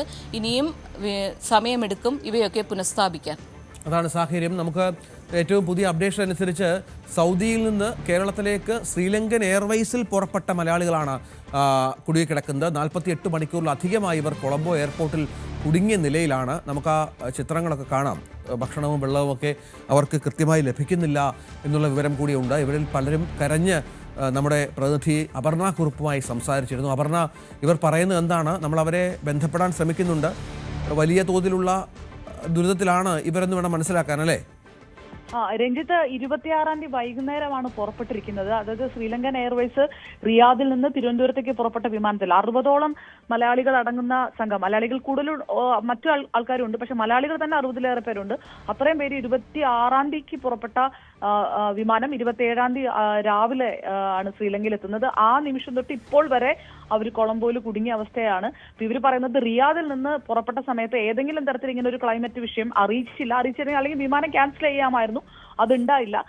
ഈ വിമാനം കൊളംബോയിൽ ഇറക്കാതെ, കൊളംബോ പ്രധാന എയർപോർട്ടിൽ ഇറക്കാതെ 250 കിലോമീറ്റർ അകലെയുള്ള ഒരു ഡൊമസ്റ്റിക് എയർപോർട്ടിൽ ഇറക്കി ഇവരോട് സ്വന്തം ഇനിഷ്യേറ്റീവ് എടുത്ത് തന്നെ കൊളംബോയിലേക്ക് പറയാൻ പോകുമായിരുന്നു. അപ്പോഴേ വലിയ പ്രതിഷേധം മലയാളികളുടെ ഭാഗത്തു നിന്നുണ്ടായി. അതിനുശേഷം ഇവരെ റോഡ് മാർഗം കൊളംബോയിലേക്ക് കൊണ്ടുവന്നു. 27-ാം തീയതി രാവിലെ ഇവർ കൊളംബോ എയർപോർട്ടിലെ ലോബിയിൽ 27 മുതൽ ഇപ്പോ ഈ മിനിറ്റ് വരെ ഇവർ ലോബിക്കകത്താണ്. ഏതെങ്കിലും തരത്തിലുള്ള അക്കോമഡേഷൻ ഇല്ല. എപ്പോ വിമാനം പുറപ്പെടുമെന്ന് പറയുന്നില്ല. മറ്റ് സജ്ജീകരണങ്ങൾ ചെയ്തു കൊടുത്തിട്ടില്ല. കുട്ടികളും സ്ത്രീകളൊക്കെ അടങ്ങുന്ന ആൾക്കാർ അതിനകത്തുണ്ട്. അപ്പൊ വലിയൊരു വിഷയം എന്ന് പറയുന്നത് ശ്രീലങ്കൻ എയർവേസ് ഇതുപോലെ സൈക്ലോൺ കാരണം വ്യോമപാത തുറക്കാൻ കഴിയാത്ത സാഹചര്യമാണെന്ന് പറയുമ്പോൾ മിഡിൽ ഈസ്റ്റിന്റെ വിമാനങ്ങൾ വരികയും പോകുകയും ചെയ്യുന്നുണ്ട്. അങ്ങനെ ഒരു ബദൽ മാർഗം പോലും ഏർപ്പെടുത്തുന്നില്ല എന്നുള്ളതാണ് വലിയ വിഷയം. ഇതിൽ നമുക്ക് വിളിച്ചിരിക്കുന്നത് പലരും വാട്സപ്പ് വഴിയാണ്. അല്ലാതെ ഈ നമ്പർ വിളിക്കാൻ പറ്റില്ല. ശ്രീലങ്കയിൽ ആ നമ്പറുകൾ കിട്ടുന്നില്ല. വൈഫൈ പോലും ലിമിറ്റഡ് ആയിട്ടാണ് കൊടുത്തിരിക്കുന്നത് എന്നുള്ളൊരു പരാതിയൊക്കെയാണ് അവർ പറയുന്നത്. അപ്പോൾ വീഡിയോ വഴി അവർക്ക് സന്ദേശങ്ങൾ കുറച്ചുകൂടെ ആ സ്ഥിതി എന്താണ്, എത്രത്തോളം ദയനീയമാണ്, രൂക്ഷമാണെന്നും കൂടെ നമുക്ക് ചിലപ്പം ആ വീഡിയോ വരുമ്പോഴായിരിക്കും മനസ്സിലാക്കുക. കാരണം ഫോട്ടോകൾ മാത്രമാണ് ഇപ്പോൾ പുറത്തു വന്നിരിക്കുന്നത്. ഇന്ത്യൻ എംബസി വളരെ പെട്ടെന്ന് ഇടപെട്ട് എന്തെങ്കിലും ഒരു സഹായം ചെയ്യണം. അതല്ലെങ്കിൽ എന്തെങ്കിലും തരത്തിലൊരു അക്കോമഡേഷൻ എങ്കിലും ഏർപ്പെടുത്തണമെന്ന് പറയുന്നു. കാരണം 26-ാം തീയതി വൈകുന്നേരം പുറപ്പെട്ടവര് ഇപ്പോൾ പോലും അവർ ലോബിക്കകത്ത് ഇത്രയും പേര്, 60-ലേറെ പേര് അതിനകത്തുണ്ടെന്ന് എല്ലാവരും ഒരുവിധം വളരെ കരയുന്നൊക്കെ ഒരു അവസ്ഥയിലൊക്കെ തന്നെയാണ് സംസാരിച്ചുകൊണ്ടിരിക്കുന്നത്. ഫോൺ എപ്പോ കട്ടാവും എന്നറിയില്ല. വൈഫൈ തന്നെ ഈ ലിമിറ്റ് ചെയ്ത് വെച്ചിരിക്കുന്നത്. മറ്റ് ഒരുപക്ഷെ അവർക്ക് പുറത്തേക്ക് ഇറങ്ങാൻ കഴിയാത്തൊരു സാഹചര്യം ഉണ്ട് അവിടെ. ഈ പറഞ്ഞതുപോലെ തന്നെ ഇവർ ചോദിക്കുന്ന ചോദ്യം മറ്റ് അന്താരാഷ്ട്ര വിമാന സർവീസുകൾക്ക് ബുദ്ധിമുട്ടില്ലാതെ പോകാൻ പറ്റുന്നുണ്ടല്ലോ എന്നുള്ളതാണ്. ശ്രീലങ്കൻ എയർവേസ് ഒരുപക്ഷെ ആ ഒരു വലിയ ഒരു റിസ്ക് എടുക്കാൻ കഴിയാത്തൊരു സാഹചര്യം കൂടി ഉണ്ടാവുമായിരിക്കും. പക്ഷെ അപ്പോൾ എന്തെങ്കിലും ഒരു ബദൽ മാർഗം ഇന്ത്യൻ എംബസി ഏർപ്പെടുത്തണം. എനിക്ക് തോന്നുന്നു കൂടുതൽ ഈ കുട്ടികളടക്കമുള്ള ആൾക്കാരുടെ സ്ഥിതി എന്താണ്, ഭക്ഷണത്തിന്റെ വിഷയം, വെള്ളം കിട്ടുന്നുണ്ടോ, ഇത്തരം കാര്യം. ഒരാൾ കുഴഞ്ഞു വീണ, ആ സംഘത്തിൽ ഒരാൾ കുഴഞ്ഞു വീഴുകയുണ്ടായി. അതിന്റെ ചിത്രങ്ങളും കൂടി അവർ അറിയിച്ചു തന്നു. കാര്യങ്ങൾ പറയാൻ പറ്റുന്നില്ല. അവിടെ കൃത്യമായിട്ട് ഇടപെടുന്നില്ല ആരും. ശ്രീലങ്കൻ എംബസി വളരെ നിസ്സംഗതയിൽ പെരുമാറുകയാണെന്നുള്ള ഒരു ആരോപണമൊക്കെ ആ ഭാഗത്തുണ്ട്. സ്വാഭാവികമായിട്ടും വലിയൊരു ഒരു ദുരന്ത മുഖത്തോ അല്ലെങ്കിൽ അങ്ങനെ ഒരു ക്രൈസിസിലും കൂടെയാണ് കൊളംബോ എന്നുകൂടിയാണ് മനസ്സിലാക്കേണ്ടത്. ഇന്ത്യയിൽ നിന്ന് അല്ലെങ്കിൽ കേരളത്തിൽ നിന്നടക്കം ശക്തമായിട്ടുള്ള രാഷ്ട്രീയ ഇടപെടലെങ്കിലും ഉണ്ടായാൽ ഇത്രയും വലിയ ഒരു സംഘം കൊളംബോയിൽ കുടുങ്ങിക്കിടക്കുന്നത് 60-ലേറെ മലയാളികൾ. അതാ തിരുവനന്തപുരത്തേക്ക് പുറപ്പെട്ടവരാണ് എല്ലാവരും. 26-ാം തീയതി പുറപ്പെട്ടു. 26-ാം തീയതി 27-ന് അവര് അപ്പൊ തന്നെ അവർക്ക് വലിയ പ്രതിഷേധം നടത്തിയിട്ടാണ് കൊളംബോയിലെങ്കിലും എത്തിയത്. കൊളംബോയിൽ നിന്ന് നോക്കണം, നമ്മൾ 250 കിലോമീറ്റർ മാറിയുള്ള ഒരു ഡൊമസ്റ്റിക് എയർപോർട്ടിലൊക്കെയാണ് ഇവരെ കുറെ മണിക്കൂറുകൾ, ഇവര് 3-4 മണിക്കൂറുകൾ ഇവർക്ക് ഫ്ലൈറ്റ് തന്നെ കഴിയേണ്ടി വന്നു. ആ സമയത്ത് ഭക്ഷണത്തിനും വെള്ളത്തിനും പോലും വലിയ പ്രതിഷേധം. 26 എന്ന് പറയുമ്പോൾ അപർണ ഇന്ന് 29 ഏതാണ്ട് 48 മണിക്കൂർ അല്ലെ 72 മണിക്കൂറിലേക്ക് അടുക്കുകയാണ് അവരുടെ അവസ്ഥ. ഈ പറഞ്ഞതുപോലെ ഇവർക്ക് വേണ്ട സജ്ജീകരണങ്ങൾ ഈ എയർ കമ്പനി നൽകുന്നില്ല എന്നുള്ളതാണല്ലേ, ഭക്ഷണവും വെള്ളവും ഇല്ല. അതാണ് രഞ്ജിത്തെ, 48 മണിക്കൂറും കഴിഞ്ഞു എന്നുള്ളതാണ്. അതായത് ഒരു കൃത്യമായ അക്കോമഡേഷനെങ്കിലും ഏർപ്പെടുത്തണമെന്ന് അവർ പറയുന്നുണ്ട്. അവർക്ക് ഇരിക്കാൻ പോലും ഈ 60 പേരും ഇപ്പോൾ ഉള്ളത് ലോബിയിലാണ്. 27-ാം തീയതി രാവിലെ തൊട്ട് 27-ാം തീയതി രാവിലെ അവർ എയർപോർട്ടിൽ എത്തുന്നു. ആ എയർപോർട്ടിൽ അവർക്ക് 4-6 മണിക്കൂർ, അത് ഡൊമസ്റ്റിക് എയർപോർട്ടാണ്. എന്നിട്ട് ഇവരോട് സ്വന്തമായിട്ട് കൊളംബോ എയർപോർട്ടിൽ നിങ്ങൾ പൊക്കോളൂ എങ്ങനെ ഒരു മറുപടിയാണ് ശ്രീലങ്കൻ എയർവേസ് അധികൃതർ പറഞ്ഞത് എന്നാണ് തുടരുക. ഇപ്പോൾ ഈ മലയാളികളിൽ ചിലർ നമ്മളോട് സംസാരിച്ചു. അവരുടെ ആ ഓഡിയോയിലേക്കൊന്ന് പോകാം വളരെ പെട്ടെന്ന്. അവരെ വിളിച്ചിട്ട് ഫോണിൽ കിട്ടുന്നില്ല. നേരത്തെ അവിടെ നിന്ന് ഇന്ത്യൻ എംബസി വഴി മൂവ് ചെയ്താൽ മാത്രമേ എന്തെങ്കിലും ചെയ്യാൻ പറ്റുള്ളൂ. ഇവിടുന്ന് മറ്റ് ഫ്ലൈറ്റുകളൊക്കെ പോകുന്നുണ്ട്. മിഡിൽ ഈസ്റ്റിൽ നിന്ന് വരുന്ന ഫ്ലൈറ്റ് ഒക്കെ വരികയും പോവുകയും ചെയ്യുന്നു. ഇവരുടെ ഫ്ലൈറ്റ് ഇവരെടുക്കുന്നില്ല, എയർലൈൻക്ക് ഇവരെടുക്കുന്നില്ല. ഞങ്ങളിവിടെ 26-ാം തീയതി നാട്ടിലേക്ക് വരാൻ വേണ്ടിയിട്ട് കൊളംബോ എയർലൈൻസിൽ കയറിയതാ. ഞങ്ങളിവിടെ കൊളംബോയിൽ വന്നു. ഇവിടെ സ്റ്റക്കായി. അവർ ഞങ്ങൾക്കൊരു അക്കോമഡേഷൻ തരുന്നില്ല. ഞങ്ങളെല്ലാവരും ഇവിടെ കോൺഗ്രസിനകത്താണ് 2-3 ദിവസമായിട്ട്. ആദ്യം അവർ ഇവിടെ ഫ്ലൈറ്റ് ലാൻഡ് ചെയ്യാതെ അവരുടെ വേറൊരു ഡൊമസ്റ്റിക് എയർപോർട്ടിൽ കൊണ്ടുപോയി അവിടുന്ന് റോഡ് വേയിൽ 3 മണിക്കൂർ ട്രാവൽ ചെയ്ത് ഞങ്ങൾ ഇവിടെ കൊളംബോയിൽ കൊണ്ടുവന്നു. ഇപ്പോൾ കൊളംബോയിൽ കൊണ്ടുവന്ന് ഇന്ന് രാവിലെ ഞങ്ങൾക്ക് ഫ്ലൈറ്റ് കൊച്ചിനിലേക്ക്, ട്രിവാൻഡ്രം ഇല്ല എന്ന് പറഞ്ഞിട്ട് കൊച്ചിനിലേക്ക് തന്നു രാവിലെ 8 മണിക്ക്. അതും ഇപ്പോൾ ക്യാൻസൽ ചെയ്തു. ഞങ്ങളെല്ലാവരും ഇവിടെ ഞങ്ങൾക്ക് ആരും ഇവിടെ എയർപോർട്ട് അതോറിറ്റി റെസ്പോണ്ട് ചെയ്യുന്നില്ല. അവിടെ ഞങ്ങൾ ഇമിഗ്രേഷൻ ഓഫീസിൽ കയറി സംസാരിച്ചു, ആരും റെസ്പോണ്ട് ചെയ്യുന്നില്ല. ഞങ്ങൾക്ക് പുറത്തോട്ട് പോകാൻ പറ്റുന്നില്ല. ഞങ്ങളിവിടെ കോൺഗ്രസിനകത്താണ് എല്ലാവരും. അതാണ് സാഹചര്യം. അപർണ, ഇവര് പല ഫ്ലൈറ്റുകൾ ഇവർക്കായി അനൗൺസ് ചെയ്യുന്നുണ്ട്, വളരെ പെട്ടെന്ന് ക്യാൻസൽ ചെയ്യുകയാണ്. നമുക്ക് മനസ്സിലാക്കേണ്ടത് ഇൻഡിഗോ അടക്കമുള്ള വിമാനങ്ങളും ഇന്ത്യയിൽ നിന്നുള്ള ഇൻഡിഗോയുടെ സർവീസുകൾ ക്യാൻസൽ ചെയ്തിട്ടുണ്ട്. വലിയ കാലാവസ്ഥാ പ്രശ്നങ്ങളുണ്ട്. പക്ഷേ ഇവർക്ക് ആവശ്യമായ സൗകര്യങ്ങൾ ചെയ്തു കൊടുക്കുക എന്നുള്ളതാണല്ലോ പ്രാഥമിക കടമ. രഞ്ജിത്ത്, എനിക്ക് തോന്നുന്നു നമുക്ക് അല്പസമയത്തിനുള്ളിൽ തന്നെ ഇവരുടെ വീഡിയോ കൂടെ സംപ്രേഷണം ചെയ്യാൻ കഴിയുന്നതാണ് തോന്നുന്നത്. അതായത് ഡയറക്റ്റ് ഫോൺ സംസാരിക്കാൻ പറ്റാത്ത വിഷയം കൂടി ഉള്ളത് കൊണ്ടാണ് നമുക്ക് ഈ ഗൗരവം ക്ലിയർ ആയിട്ട് മനസ്സിലാകാത്ത. ഒരു 10-20 പേരിൽ അപ്പുറമുള്ള ആൾക്കാരുണ്ട്. ഇത്രയും സമയമായിട്ട് വെള്ളം ഭക്ഷണം ഒന്നും കൃത്യമായിട്ട് കിട്ടിയിട്ടില്ല എന്ന് പറയുന്നിടത്ത് എനിക്കൊന്ന് വളരെ അടിസ്ഥാനപരമായിട്ട് സൗകര്യങ്ങളെങ്കിലും ഏർപ്പെടുത്തേണ്ടതാണ്. അതുപോലും ഉണ്ടായിട്ടില്ല. അതിനുശേഷമാണ് സ്വാഭാവികമായിട്ടും ഇതൊരു ബദലായിട്ട് ഒരു വിമാനമാർഗം എങ്ങനെയാണ് ഏർപ്പെടുത്താൻ കഴിയുക. അത് ശ്രീലങ്കൻ എയർവേസ് അല്ലെങ്കിൽ ഇപ്പോൾ രഞ്ജിത്ത് പറഞ്ഞ ശ്രീലങ്കൻ എയർവേസ് അല്ലെങ്കിൽ മറ്റ് വിമാന സർവീസുകൾ എങ്കിലും ഏർപ്പെടുത്തേണ്ട ഒരു സാഹചര്യത്തിലേക്ക്. അപ്പൊ ഇവര് പറഞ്ഞുകൊണ്ടിരിക്കുന്നത് മിഡിൽ ഈസ്റ്റിന്റെ കൊളംബോയാണ്. അപ്പൊ മറ്റ് അന്താരാഷ്ട്ര വിമാന സർവീസുകൾ നടക്കുന്നുണ്ട് എന്നുള്ളതാണ് പറയുന്നത്. അത് ഏത് തരത്തിലാണ് അതെന്നുള്ളത് നമുക്ക് ഒരുപക്ഷെ അതിനൊരു ആധികാരികമായിട്ടൊരു സ്ഥിരീകരണം കിട്ടണം. അത്രയും വ്യോമപാതയിൽ ഒരു ബ്ലോക്കേജ് വന്നതുകൊണ്ടാണോ അതെന്തുകൊണ്ടാണ് എന്നുള്ള അറിയില്ല. പക്ഷേ ഇടപെടാൻ കഴിയുന്നത് ഇന്ത്യക്കാണ്. കാരണം ഈ 72 മണിക്കൂർ ആകുന്ന സമയത്ത് ഒന്നുകിൽ ഇന്ത്യൻ എംബസി ഇടപെടുക, അവർക്കൊരു ബദൽ താമസ സൗകര്യമോ താൽക്കാലികമായിട്ടുള്ള അങ്ങനെ ഒരു റിസ്ക് എടുക്കാത്ത രീതിയിലുള്ള അങ്ങനെ എന്തെങ്കിലും ഒരു സജ്ജീകരണം ഏർപ്പെടുത്തണം. പകരം ഒരു വിമാനം ഇപ്പോൾ ഏർപ്പെടുത്താൻ കഴിയുന്നില്ലെങ്കിൽ. പക്ഷേ ഇന്ത്യൻ എംബസിയിൽ ഇവർക്ക് ഇതുവരെ കോൺടാക്ട് ചെയ്യാൻ കഴിഞ്ഞിട്ടില്ല എന്നാണ് ഇവർ പറയുന്നത്. കാരണം ഇവർക്ക് വൈഫൈ തന്നെ വളരെ ലിമിറ്റഡ് ആണ്. അപ്പം അങ്ങനെയാണ് അവർ മാധ്യമപ്രവർത്തന നമ്പർ തപ്പിയെടുത്ത് വിളിക്കുന്ന ഒരു സാഹചര്യം. അപ്പൊ അതുകൊണ്ട് എനിക്ക് തോന്നുന്നു ഇപ്പം നമ്മൾ വീഡിയോ ദൃശ്യങ്ങളടക്കം കാണുന്നത് സ്ത്രീകളടക്കമുള്ള ആൾക്കാരുണ്ട്. ഒരുപക്ഷെ കുറച്ചുകൂടെ ഇത് എന്താണ് സ്ഥിതി എന്ന ദൃശ്യങ്ങളുടെ എനിക്ക് തോന്നുന്നു വളരെ പെട്ടെന്ന് നമുക്ക് സംരക്ഷണം ചെയ്യാൻ പറ്റുമെന്നാണ് പ്രതീക്ഷിക്കുന്നത്. അപ്പോൾ അതറിയാൻ പറ്റുമായിരിക്കും. പ്രധാനപ്പെട്ട രാഷ്ട്രീയ നേതൃത്വങ്ങളോ ഇടപെടലുകളോ വിദേശകാര്യ മന്ത്രാലയം അടക്കമുള്ളവരുടെ വളരെ വളരെ ത്വരിതമായിട്ടുള്ള ഇടപെടൽ ഇതിനകത്ത് വേണ്ടി വരും. കാരണം ഇത്രയും വലിയൊരു സംഘമാണ് കുറച്ചല്ല. മാത്രമല്ല ഇനി സാങ്കേതികമായിട്ട് ഇനിയും വ്യോമ ഗതാഗതം നീണ്ടുപോകുകയാണെങ്കിൽ ഇതിന് ഏതെങ്കിലും തരത്തിലുള്ള ഒരു സജ്ജീകരണം ഉണ്ടാക്കേണ്ട സാഹചര്യമുണ്ട്. ഭക്ഷണം വെള്ളവും ഒന്നും ഇല്ലാതെ, താമസ സൗകര്യം ഇല്ലാതെ എന്തുകൊണ്ട് എയർപോർട്ടിൽ ഇത്രയേറെ മണിക്കൂറുകൾ ഇവർക്ക് കുടുങ്ങിക്കിടക്കേണ്ടതായിട്ട് വന്നു എന്നുള്ളൊരു വലിയ ചോദ്യമുണ്ട്. ഇന്ത്യൻ എംബസിയുമായിട്ട് കോൺടാക്ട് ചെയ്യാൻ കഴിയാത്ത എന്തുകൊണ്ടാണെന്നറിയില്ല. നമുക്ക് ഇവരോട് നേരിട്ട് വീണ്ടും ചോദിക്കാൻ കഴിയാത്തത് ഇവർക്ക് വാട്സപ്പ് വഴി മാത്രമേ ഇവരെ കോള് നമുക്ക് കണക്ട് ചെയ്യാൻ പറ്റുന്നുള്ളൂ. അങ്ങനത്തെ ഒരു വലിയ പ്രശ്നമുണ്ട്. അതും അവർ പറയുന്നത് വൈഫൈ എപ്പോൾ വേണമെങ്കിലും കട്ടാകും, വളരെ ലിമിറ്റഡ് ആണ്. അതുകൊണ്ട് തന്നെ ഇവർക്ക് ഈ കാര്യങ്ങൾ പുറത്തേക്ക് അറിയിക്കാൻ പറ്റാത്ത സ്ഥിതിയുണ്ട് എന്നുള്ളൊരു കാര്യമാണ്. അടിയന്തരമായിട്ടുള്ള ഒരു ഇടപെടൽ വേണ്ട സാഹചര്യം കൂടിയാണ് രഞ്ജിത്ത്. എനിക്ക് തോന്നുന്നു എന്തായാലും അല്പം സമയത്തുള്ള നമുക്ക് കൂടുതൽ ഡീറ്റെയിൽസും കൂടുതൽ ദൃശ്യങ്ങളടക്കം നൽകാൻ കഴിയും എന്നാണ് തോന്നുന്നത് രഞ്ജിത്ത്. അതാണ് സാഹചര്യം. നമുക്ക് അവരുടെ കുറച്ചുകൂടി ദൃശ്യങ്ങൾ കൂടി ലഭ്യമാകാനുണ്ട്. പക്ഷേ എപ്പോഴും അവർ ദുരിതത്തിലാണ് എന്നാണ് മനസ്സിലാക്കേണ്ടത്. എന്തായാലും 48 മണിക്കൂറിന് മുകളിലായി അവർ അവിടെ കുടുങ്ങിക്കിടക്കുന്ന സാഹചര്യം കൂടി ഇതിനോട് ചേർത്ത് വെക്കണം. അത്രത്തോളം ദുരിതത്തിലാണ് ശ്രീലങ്ക. ഇപ്പോൾ ഫ്ലൈറ്റ് സർവീസുകളടക്കം ക്യാൻസലാകുന്നു. 60ഓളം മലയാളികൾ അവിടെ കുടുങ്ങിക്കിടക്കുന്ന പശ്ചാത്തലം ഉണ്ടാകുന്നു. വിവരങ്ങളാണ് അപർണ കുറുപ്പ് അതിലേക്ക് കൊണ്ടുവരുന്നത്. പാർവതി തുടരുന്നുണ്ട്. പാർവതി, ലോകരാജ്യങ്ങളുടെ ഒരു സഹായം ഒരുപക്ഷെ ശ്രീലങ്കയിലേക്ക് പ്രവഹിക്കുന്നുണ്ടാകുമല്ലോ. എന്തൊക്കെയാണ് ഇപ്പോൾ അവർക്ക് ലഭ്യമായിരിക്കുന്ന കാര്യങ്ങൾ? ദുരിതാശ്വാസ പ്രവർത്തനങ്ങളൊക്കെ വേഗത്തിൽ നടക്കുന്നുണ്ടോ? രഞ്ജിത്ത്, ദുരിതാശ്വാസ പ്രവർത്തനങ്ങൾ വേഗത്തിൽ നടക്കുന്നുണ്ടെന്നാണ് മനസ്സിലാക്കുന്നത്. ഇന്ത്യ അടക്കമുള്ള രാജ്യങ്ങൾ, ശ്രീലങ്കയുടെ അയൽ രാജ്യങ്ങളെല്ലാം സഹായം വാഗ്ദാനം ചെയ്തിട്ടുണ്ട്. ആവശ്യമായ ഭക്ഷ്യവസ്തുക്കൾ, വസ്ത്രങ്ങൾ അടക്കമുള്ളവ, മരുന്ന്, അതുപോലെ എല്ലാം എത്തിച്ചിട്ടുണ്ട്. മെഡിക്കൽ സംഘത്തെ, ഡോക്ടേഴ്സിനെയും നഴ്സിനെയും അവർ 24 മണിക്കൂർ സർവീസാണ് അവർക്ക് നൽകിയിട്ടുള്ളത്. 24 മണിക്കൂറും പ്രവർത്തിക്കുന്ന കൺട്രോൾ റൂമുകൾ ശ്രീലങ്കയിൽ തുറന്നിട്ടുണ്ട്. അതുകൊണ്ട് തന്നെ സാധ്യമായ എല്ലാ കാര്യങ്ങളും അവർ ചെയ്യുന്നുണ്ട്. പിന്നെ വിമാന സർവീസുകളുടെ കാര്യത്തിൽ താൽക്കാലികമായി വ്യോമപാത ക്ലിയർ അല്ലാത്തതിനാൽ മോശം കാലാവസ്ഥയുടെ സാഹചര്യത്തിൽ വിമാനം വർത്തിക്കാൻ പറ്റാത്ത സാഹചര്യത്തിൽ വിമാന സർവീസുകൾ റദ്ദാക്കിയിട്ടുണ്ട്. ട്രെയിൻ അടക്കമുള്ള, വൈദ്യുതി അടക്കമുള്ളവ എല്ലാം താറുമാറായ സ്ഥിതിയിലാണ് ശ്രീലങ്ക തിരിച്ചു വരാനായി ഏറെ പണിപ്പെട്ടുകൊണ്ടിരിക്കുന്ന ഒരു സാഹചര്യം കൂടിയാണ്. ഇന്ത്യ അടക്കമുള്ള രാജ്യങ്ങൾ, INS വിക്രാന്ത് അടക്കമുള്ള സംവിധാനങ്ങൾ ദുരിതാശ്വാസ സാധനങ്ങളുമായി അവിടെ എത്തിയിട്ടുണ്ട്. മറ്റു രാജ്യങ്ങളും സഹായം വാഗ്ദാനം ചെയ്തിട്ടുണ്ട്.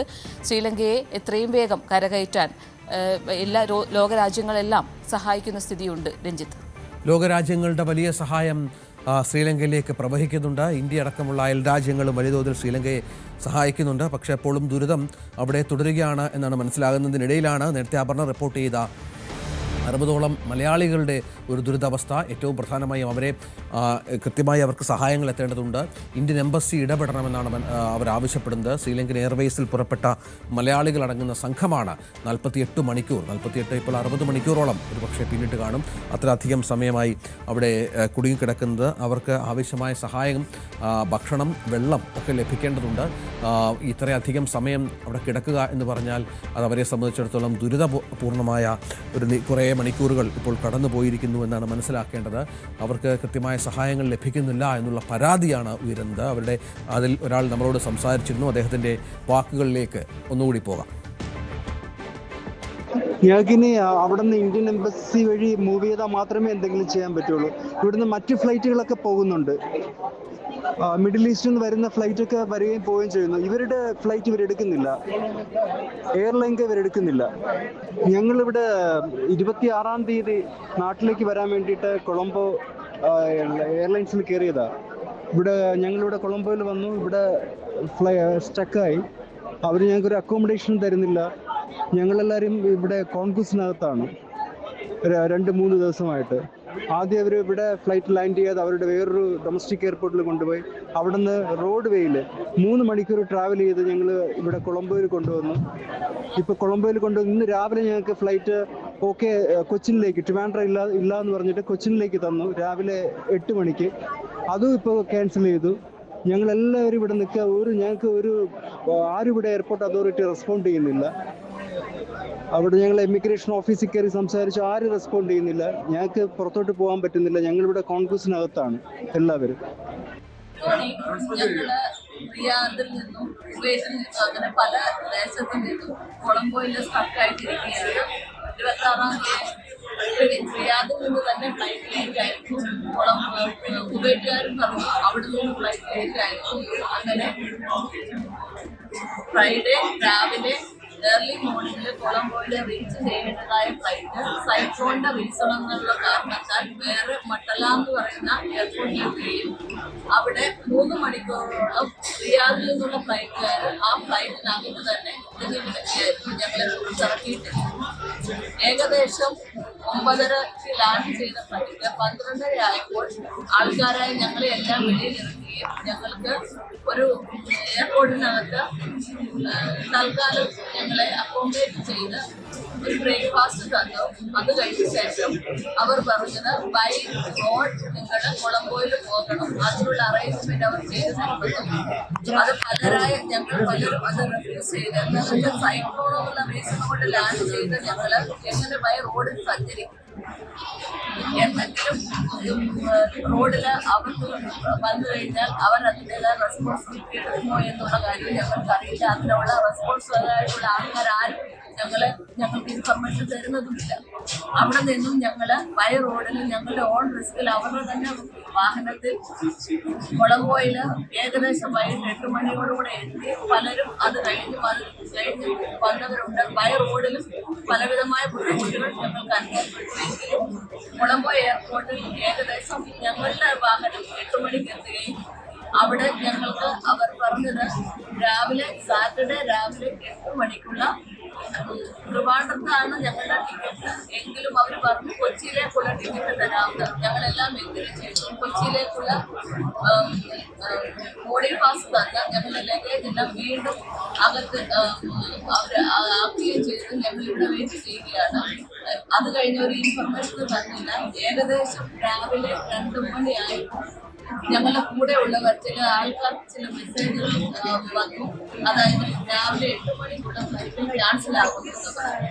ആ ക്യാൻസലായ ഫ്ലൈറ്റിന് അത് കഴിഞ്ഞുള്ള ഇൻഫർമേഷന് വേണ്ടി ഞങ്ങൾ സമീപിക്കുകയും ഞങ്ങളോട് പറയുന്നത് നിങ്ങൾ വെളിയിൽ പോയിക്കോ, നിങ്ങൾ ലഗേജ് എടുത്ത് വെളിയിൽ പോയിക്കോ എന്നുള്ള റീസണാണ് ഞങ്ങളോട് പറയുന്നത്. ഇവർക്ക് ഞങ്ങളുടെ നാട്ടിലെത്തിക്കാനുള്ള യാതൊരു ഉത്തരവാദിത്വവും ഇല്ലാതായിട്ടാണ് കാണുന്നത്.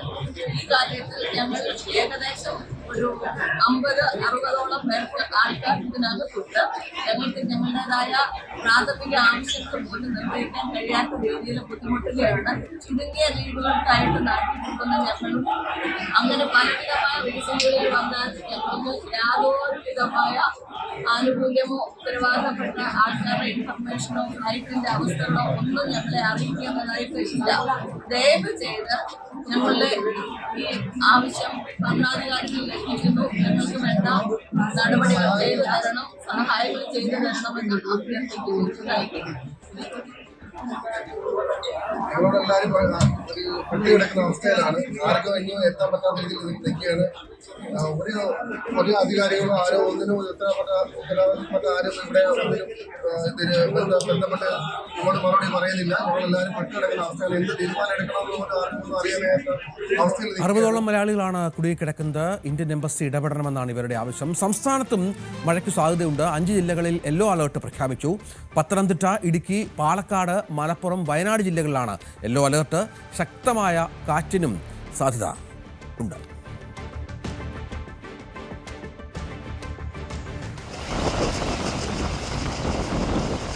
കള്ളക്കടൽ പ്രതിഭാസം മുൻനിർത്തി സംസ്ഥാനത്ത് അതീവ ജാഗ്രതാ നിർദ്ദേശമുണ്ട്. തിരുവനന്തപുരം ജില്ലയിൽ കാപ്പിൽ മുതൽ പൊഴിയൂർ വരെയും, കൊല്ലത്ത് ആലപ്പാട് മുതൽ ഇടവ വരെയും, കോഴിക്കോട്ട് ചോമ്പാല മുതൽ രാമനാട്ടുകര വരെയുമാണ് ജാഗ്രതാ നിർദ്ദേശം. തീരങ്ങളിൽ ഉയർന്ന തിരമാലകൾക്കും സാധ്യതയുണ്ടെന്ന് സമുദ്രസ്ഥിതി പഠന ഗവേഷണ കേന്ദ്രം അറിയിച്ചു. കടലാക്രമണത്തിന് സാധ്യതയുള്ളതിനാൽ മത്സ്യത്തൊഴിലാളികളും തീരദേശവാസികളും അതീവ ജാഗ്രത പാലിക്കണം.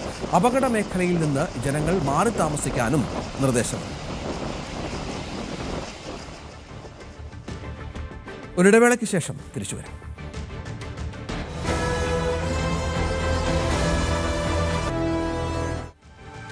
ലൈംഗിക ആരോപണ പരാതിയിൽ രാഹുൽ മങ്കൂട്ടത്തിൽ MLA-യുടെ മുൻകൂർ ജാമ്യാപേക്ഷ തിരുവനന്തപുരം സെഷൻസ് കോടതി തിങ്കളാഴ്ച ഫയൽ സ്വീകരിക്കും. അന്വേഷണ സംഘം കോടതിയിൽ സമർപ്പിക്കുന്ന റിപ്പോർട്ടിന്റെ അടിസ്ഥാനത്തിലായിരിക്കും തുടർ നീക്കങ്ങൾ. അതേസമയം രാഹുൽ മങ്കൂട്ടത്തിൽ കോയമ്പത്തൂരിൽ ഉണ്ടെന്നാണ് പോലീസ് സംശയിക്കുന്നത്. മുൻകൂർ ജാമ്യാപേക്ഷയിൽ തനിക്കെതിരെ നടന്നത് രാഷ്ട്രീയ ഗൂഢാലോചന എന്ന രാഹുലിൻ്റെ വാദത്തോടുള്ള കോൺഗ്രസ് നേതൃത്വത്തിൻ്റെ പ്രതികരണവും വിഷയത്തിൽ നിർണായകമാകും.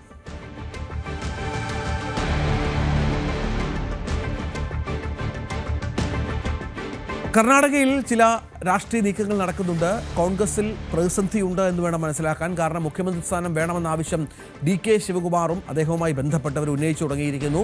തർക്കം രൂക്ഷമായതിന് പിന്നാലെ ഉപമുഖ്യമന്ത്രി DK ശിവകുമാറിനെ ചർച്ചയ്ക്കായി പ്രഭാത ഭക്ഷണത്തിൽ ക്ഷണിച്ച് മുഖ്യമന്ത്രി സിദ്ധരാമയ്യ. ഹൈക്കമാൻഡിന്റെ നിർദ്ദേശപ്രകാരമാണ് കൂടിക്കാഴ്ച. എന്നാൽ നേതൃതർക്കത്തിൽ തന്റെ നിലപാടിൽ മാറ്റമില്ലെന്ന് സിദ്ധരാമയ്യ ആവർത്തിക്കുന്ന പശ്ചാത്തലം കൂടിയുണ്ട്. VR കാർത്തിക് ഏറ്റവും പുതിയ വിവരങ്ങളുമായി ചേരുകയാണ്. കാർത്തിക്, കോൺഗ്രസ് ഹൈക്കമാൻഡിന് ഒരു തീരുമാനമെടുക്കാൻ പറ്റുന്നില്ല. കാരണം രണ്ടുപേരും കർണാടക രാഷ്ട്രീയത്തിലെ അതിശക്തരായ നേതാക്കളാണ്, സംശയമില്ല. രണ്ടുപേരെയും പിണക്കിയാൽ അതുണ്ടാക്കാൻ പോകുന്ന പ്രത്യാഘാതം ചെറുതല്ല. എന്താണ് ഹൈക്കമാൻഡിന്റെ ഫോർമുല? സാധാരണ ഇത്തരം സമയത്തൊക്കെ പല സംസ്ഥാനങ്ങളിലും അടിപതറുന്ന ഹൈക്കമാൻഡിനെയാണ് നമ്മൾ പലപ്പോഴും കാണുന്നത്.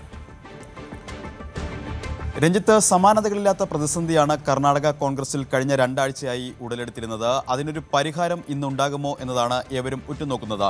അതിൽ ഏറ്റവും പ്രധാനം, ഇന്ന് രാവിലെ മുഖ്യമന്ത്രി സിദ്ധരാമയ്യ ഉപമുഖ്യമന്ത്രി DK ശിവകുമാറുമായി കൂടിക്കാഴ്ച നടത്തുന്നു. അദ്ദേഹത്തെ പ്രഭാത ഭക്ഷണത്തിന് ക്ഷണിച്ചിരിക്കുന്നു. ആ പ്രഭാത ഭക്ഷണത്തിൽ പങ്കെടുക്കാൻ ശിവകുമാർ 9 മണിയോടെ മുഖ്യമന്ത്രിയുടെ ഔദ്യോഗിക വസതിയിലെത്തും. ഒരു പ്രഭാത ഭക്ഷണം ഒരുമിച്ചിരുന്ന് കഴിക്കുന്നതിനപ്പുറത്തേക്ക് കന്നഡ രാഷ്ട്രീയത്തിൽ തന്നെ നിർണായകമായ ചർച്ചകളാണ് അവിടെ ഉണ്ടാവുക. സ്വാഭാവികമായും കഴിഞ്ഞ 2 ആഴ്ചക്കാലമായി കോൺഗ്രസിൽ ഉടലെടുത്തിരുന്ന അധികാര തർക്കം സംബന്ധിച്ച് ഒരു പരിഹാരം ഈ കൂടിക്കാഴ്ചയിൽ ഉണ്ടാകുമോ എന്നതാണ് ഏവരും ഉറ്റുനോക്കുന്നത്. ഹൈക്കമാൻഡിന്റെ നിർദ്ദേശമനുസരിച്ചാണ് ഇത്തരത്തിൽ സിദ്ധരാമയ്യ DK ശിവകുമാറുമായി ഒരു ചർച്ചയ്ക്ക് തയ്യാറായിരിക്കുന്നത്. സ്വാഭാവികമായും എന്ത് വിട്ടുവീഴ്ചകൾക്ക് DK ശിവകുമാർ തയ്യാറാകും? അതോ സിദ്ധരാമയ്യ DK ശിവകുമാർ വിഭാഗം നേരത്തെ ആവശ്യപ്പെട്ടതുപോലെ ഒരു നേതൃമാറ്റത്തിന് തയ്യാറാകുമോ? ഇതടക്കമുള്ള കാര്യങ്ങളാണ് കന്നഡ രാഷ്ട്രീയവും ഒപ്പം ഇന്ത്യൻ രാഷ്ട്രീയവും ഉറ്റുനോക്കുന്നത്. ഇത് ഏറെ പ്രധാനമാണ്. കാരണം 135 MLA-മാരാണ് കോൺഗ്രസിന് കർണാടകയിൽ ഉള്ളത്. ഇതിൽ 70-ലധികം MLA-മാരുടെ പിന്തുണ സിദ്ധരാമയ്യയ്ക്ക് ഉണ്ട്. അവർ സിദ്ധരാമയ്യയോടൊപ്പം ഉറച്ചു നിൽക്കുന്നവരാണ്. പക്ഷേ അപ്പോഴും മറ്റുള്ളവരെ ചേർത്ത് പിടിച്ചുകൊണ്ട് ഒരു നേതൃമാറ്റം, ആ ആവശ്യം നേരത്തെ തന്നെ പല ഘട്ടങ്ങളിൽ DK ശിവകുമാർ ക്യാമ്പ് നേരിട്ടും അല്ലാതെയും ഉന്നയിച്ചതുമാണ്. 2023 അധികാരത്തിലെത്തുമ്പോൾ ഇത്തരത്തിൽ ഒരു ഫോർമുല ഉണ്ടായിരുന്നു. അതായത് ആദ്യ 2.5 വർഷക്കാലം ഒരാളും ബാക്കി 2.5 വർഷക്കാലം മറ്റൊരാളും മുഖ്യമന്ത്രിയാവുക എന്നത്. ആ ഘട്ടത്തിൽ തന്നെ മുഖ്യമന്ത്രി സ്ഥാനത്തിന് ആദ്യ ടേം തനിക്ക് നൽകണമെന്നൊരു അവകാശവാദം DK ശിവകുമാർ ഉന്നയിച്ചതാണ്. അന്ന് അത് വലിയ തോതിലുള്ള വിവാദങ്ങൾക്ക് വഴിവെക്കുകയും ചെയ്തിരുന്നു. പക്ഷേ ആ ഘട്ടത്തിലെല്ലാം തന്നെ ആദ്യം മുഖ്യമന്ത്രി സ്ഥാനം തനിക്ക് വേണമെന്ന സിദ്ധരാമയ്യയുടെ ആവശ്യത്തോട് ഒടുവിൽ സോണിയാഗാന്ധിയുടെ അഭ്യർത്ഥന പ്രകാരം DK ശിവകുമാർ പറയുന്ന കാഴ്ചയായിരുന്നു അന്ന് കണ്ടത്. മാത്രമല്ല ആ ഘട്ടത്തിലെല്ലാം തന്നെ CBI-യുടെയും ED-യുടെയും ഒക്കെ അന്വേഷണ പരിധിയിൽ ആയിരുന്നു DK ശിവകുമാർ. ലീഗലായി ഒരുപാട് പ്രശ്നങ്ങൾ ഉണ്ടായിരുന്നു. ആ പ്രശ്നങ്ങളൊക്കെ പരിഹരിച്ച ശേഷം 2.5 വർഷം കഴിയുമ്പോൾ നേതൃമാറ്റം സംബന്ധിച്ച് DK ശിവകുമാറിന് അധികാരത്തിലെത്താം എന്നൊരു ഫോർമുലയാണ് അന്ന് ഉണ്ടാക്കിയത് എന്നാണ് പുറത്തു വരുന്ന റിപ്പോർട്ടുകൾ. അത്തരത്തിലൊരു ഫോർമുല ഉണ്ട് എന്ന് വ്യക്തമാക്കുന്നതാണ് DK ശിവകുമാർ ക്യാമ്പിൻ്റെ പ്രതികരണങ്ങളും. ഏതായാലും ഇന്ന് ഈ പ്രഭാത ഭക്ഷണത്തിൽ ഒരു രാഷ്ട്രീയ സമവാക്യം ഉണ്ടാകുമോ എന്നാണ് ഏവരും ഉറ്റുനോക്കുന്നത്.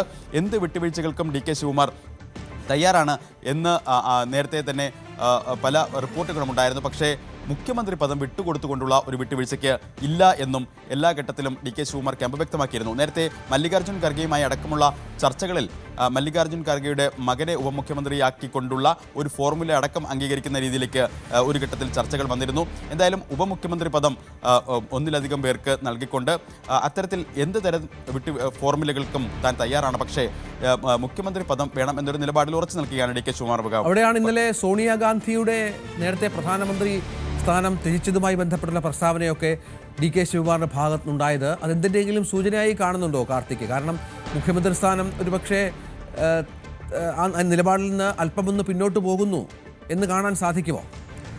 2004 UP അധികാരത്തിലെത്തിയപ്പോൾ സോണിയാഗാന്ധിക്ക് പ്രധാനമന്ത്രിയാകാമായിരുന്നു. പക്ഷേ അപ്പോൾ സ്ഥാനത്യാഗം ചെയ്തു. ഇത് ഓർമ്മിപ്പിക്കുന്നു DK ശിവകുമാർ. DK ശിവകുമാർ ബാംഗ്ലൂരിൽ നടന്ന ചടങ്ങിൽ ഇത്തരമൊരു പരാമർശം നടത്തിയത് സജീവ ചർച്ചയായിരിക്കുകയാണ്. കാരണം കഴിഞ്ഞ ദിവസങ്ങളിൽ ചില റിപ്പോർട്ടുകൾ പുറത്തു വന്നിരുന്നു. അത് 3 വർഷം തന്നെ മുഖ്യമന്ത്രിയായി തുടരാൻ അനുവദിക്കണം എന്ന് സിദ്ധരാമയ്യ ഒരു ആവശ്യം മുന്നോട്ട് വെച്ചുവെന്നും അതിനോട് ഒരുപക്ഷെ ചില വിട്ടുവീഴ്ചകൾക്ക് തയ്യാറായേക്കും എന്ന തരത്തിലുള്ള റിപ്പോർട്ടുകൾ പുറത്തു വന്നിരുന്നു. അതിന് പിന്നാലെയാണ് ഈ പ്രതികരണം എന്നതും ഏറ്റവും ശ്രദ്ധേയമാണ്. നവംബർ 20, അതായത് 2003 കോൺഗ്രസ് സർക്കാർ കർണാടകയിൽ അധികാരത്തിലെത്തിയിരിക്കുന്നു. ഈ നവംബർ 20-ന്, കഴിഞ്ഞ നവംബർ 20-ന് 2.5 വർഷം എന്ന ആദ്യ ടേം പൂർത്തിയായിരിക്കുന്നു. ആ 2.5 വർഷം പൂർത്തിയാകുമ്പോൾ സ്വാഭാവികമായും നേരത്തെ പറഞ്ഞ വാക്ക് പാലിക്കണം എന്ന് എന്ന ഒരു ഒളിയമ്പ് അത് ട്വിറ്ററിൽ പരസ്യമായി പോസ്റ്റ് ചെയ്തുകൊണ്ട് തന്നെയാണ് DK ശിവകുമാർ വ്യക്തമാക്കിയത്. വാക്കാണ് ഏറ്റവും വലിയ ശക്തിയെന്നും. പക്ഷേ അതിന് ശക്തമായ മറുപടി അതേ നാണയത്തിൽ തന്നെ DK ശിവകുമാറും നൽകിയിരുന്നു പോസ്റ്റ് വഴി എന്നതാണ് ഏറ്റവും ശ്രദ്ധേയം. ജനങ്ങൾക്ക് വേണ്ടിയുള്ള പ്രവർത്തനങ്ങൾ നൽകുന്നതാണ്, അതാണ് ശരിയായ വാക്ക് എന്ന തരത്തിൽ ശിവകുമാറിന് പരോക്ഷമായൊരു മറുപടി സിദ്ധരാമയ്യ നൽകിയിരുന്നു. പക്ഷേ അതിലെല്ലാം തന്നെ വ്യക്തമാകുന്നത് നിലവിൽ സാഹചര്യങ്ങൾ കോൺഗ്രസിനുള്ളിൽ കലുഷിതമാണ്. അത് എങ്ങനെ പരിഹരിക്കും? നേരത്തെ തന്നെ പല ഘട്ടങ്ങളിലായി ഹൈക്കമാൻഡുമായി ചർച്ചകൾ നടത്തിയിരുന്നു. ഇന്നലെ രാത്രി DK ശിവകുമാർ ഡൽഹിയിലേക്ക് പോകാൻ നിശ്ചയിച്ചിരുന്നതാണ്. പക്ഷേ ആ യാത്ര മാറ്റിവെച്ചു. ആ യാത്ര മാറ്റിവെച്ചുകൊണ്ട് സോണിയാഗാന്ധിയും മല്ലികാർജ്ജുൻ ഖർഗെയും പറഞ്ഞതനുസരിച്ച് ഒരു ചർച്ചയ്ക്ക് സിദ്ധരാമയ്യ തയ്യാറായിരിക്കുന്നു. സിദ്ധരാമയ്യയും ഇന്നലെ പ്രതികരിച്ചതാണ് ഹൈക്കമാൻഡ് ഒരു ബ്രേക്ക്ഫാസ്റ്റ് ചർച്ചകൾക്ക് ആവശ്യപ്പെട്ടിട്ടുണ്ട്, അതിനനുസരിച്ച് താൻ അതിന് തയ്യാറായിരിക്കുന്നു എന്നാണ് സിദ്ധരാമയ്യയും പ്രതികരിച്ചത്. സ്വാഭാവികമായും ഈ ചർച്ചകളിൽ എന്ത് തരം ഫോർമുലകളാണ് ഉരുത്തിരിയുന്നത്? ആ ഫോർമുലകളിൽ കോൺഗ്രസിൽ നിലവിൽ മുഖ്യമന്ത്രി പദത്തിനായുള്ള അധികാര വടംവലി അവസാനിക്കുമോ എന്നാണ് ഏറ്റവും നിർണായകം. രഞ്ജിത്ത്, അതിൽ ഏറ്റവും ശ്രദ്ധേയമായത് ഡിസംബർ 1 പാർലമെന്റ് സമ്മേളനം തുടങ്ങുകയാണ്. അതോടൊപ്പം തന്നെ ഡിസംബർ 8 കർണാടക നിയമസഭയിൽ ശീതകാല സമ്മേളനം ആരംഭിക്കുകയുമാണ്. സ്വാഭാവികമായും അതിനു മുമ്പ് തന്നെ ഈ പ്രശ്നം പരിഹരിക്കേണ്ടത് കോൺഗ്രസിന് അനിവാര്യമാണ്. നിലവിലെ സാഹചര്യം മുതലെടുക്കാൻ BJP എല്ലാ നീക്കങ്ങളും ആരംഭിച്ചു കഴിഞ്ഞു.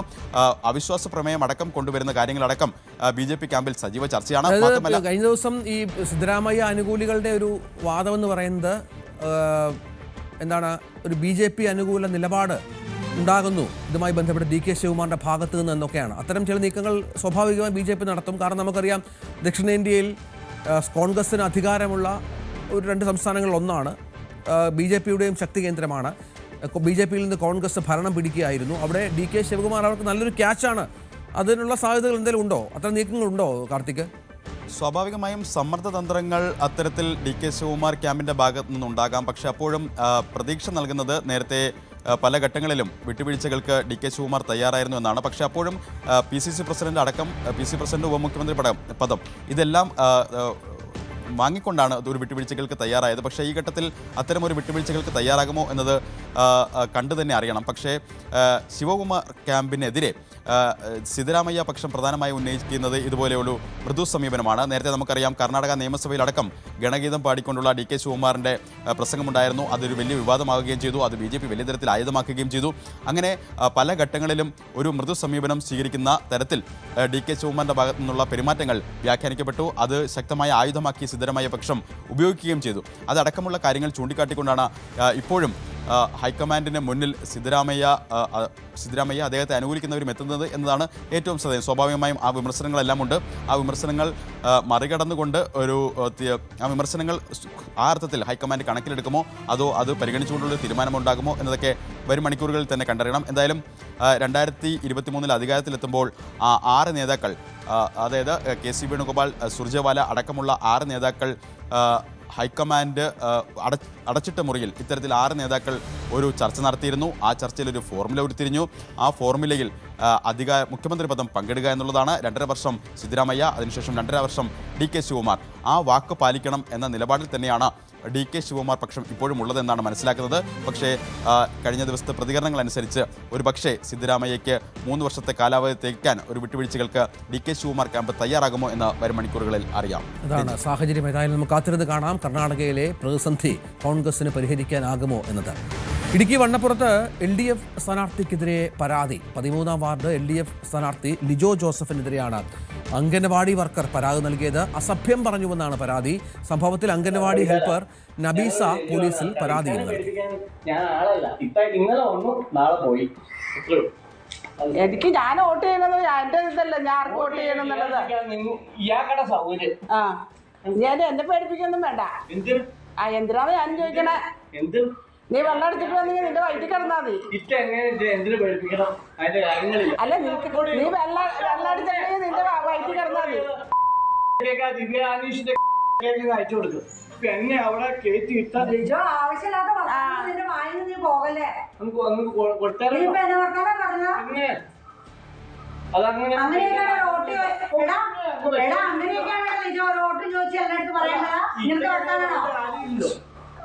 എന്നോട് പറഞ്ഞിട്ടല്ലേ ഞാൻ പറഞ്ഞത്.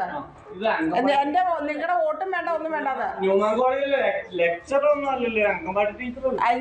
ടീച്ചറും അല്ല, ഹെൽപ്പറാ. ഞാൻ പിള്ളേർക്ക് കഞ്ഞി വെച്ച് കൊടുക്കണ. ഇതെല്ലാം വീഡിയോ ചേട്ടോട്ടിക്കല്ലേ? ഇതെല്ലാം കൂടെ കുറച്ചെനിക്കിട്ട് അല്ല എന്തെങ്കിലും ചെയ്യാൻ പറ്റിയ ചെയ്തോ. ഇതോ ഞാൻ CPM-കാരനാണ്. അതിനിപ്പോ ഞാൻ മുസ്ലിം ലീഗുകാരനും വർഗീയവാദിയല്ല. അതിനിപ്പോ ഞാനെന്താ വേണ്ട? മനസ്സിലാക്കിയാൽ മതി. തീർച്ചയായിട്ടും പറയുമല്ലോ. ഞാൻ ചോദിക്കട്ടെ, നീ വെള്ളം എടുത്തിട്ട് വന്ന് ഇവിടെ വന്ന് നീ പ്രശ്നം ഉണ്ടാക്കണ എന്തിനാണ്? ഞാൻ വെള്ളം അടിച്ചു നാരാ പറഞ്ഞേ. ഞങ്ങൾക്കറിയാം, ഒരു മനുഷ്യനറിയാം. നിന്നെ വണത്തിട്ട് ഇവിടെ നിൽക്കാൻ പാടില്ല, പിന്നെ വെള്ളം എടുത്തില്ല.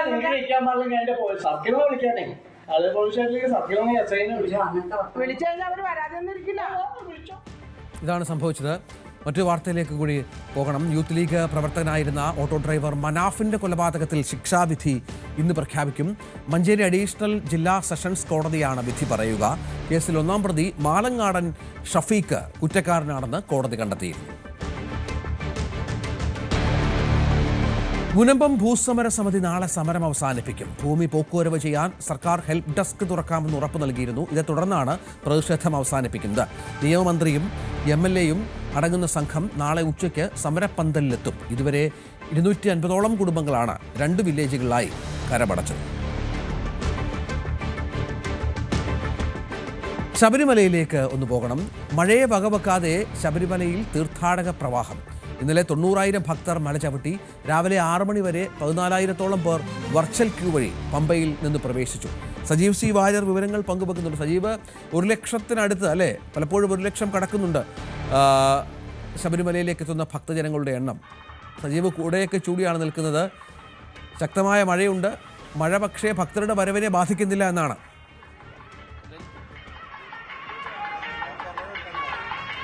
രഞ്ജിത്ത്, ശരിയാണ്. 1 ലക്ഷത്തോളം പേരാണ് ഓരോ ദിവസവും എത്തുന്നത്. ചിലപ്പോൾ 1 ലക്ഷം കവിയുന്നുമുണ്ട്. കൃത്യമായ കണക്കുകൾ ദേവസ്വം തരുന്ന കണക്കുകളാണ് ഇപ്പോഴുള്ളത്. എങ്കിൽ പോലും അത് കൃത്യമായ കണക്കുകളാണോ എന്ന് വ്യക്തമല്ല. എന്തായാലും 95,000 പേരാണ് ഇന്നലെ രാത്രിയോടുകൂടി മല കയറിയത് എന്നാണ് അവസാനത്തെ കണക്കുകൾ. ഇന്ന് ഓരോ മണിക്കൂറിലും 5,000 പേർ കയറുന്നതായാണ് വിവരം. ഏതായാലും മഴ രാത്രി മുതൽ തന്നെയുണ്ട്. അത് തീർത്ഥാടനത്തെ ബാധിക്കുന്നില്ല എന്നാണ് ഇപ്പോൾ കാണുന്ന ദൃശ്യങ്ങളിൽ നിന്ന് നമുക്ക് വ്യക്തമാകുന്നത്. അതോടൊപ്പം ദേവസ്വം ബോർഡും അധികൃതരെല്ലാം തന്നെ ഒരു നിർദ്ദേശം നൽകിയിട്ടുണ്ട്. കാരണം പുല്ലുമേട് വഴിയുള്ള തീർത്ഥാടകർക്കെല്ലാം തന്നെ മഴ പ്രശ്നങ്ങൾ ഉണ്ടാക്കും. കാരണം തെന്നി വീഴാനുള്ള സാധ്യത കൂടുതലാണ്. കാനനപാത വഴി വരുന്നവർ കൂടുതൽ സൂക്ഷിക്കണം.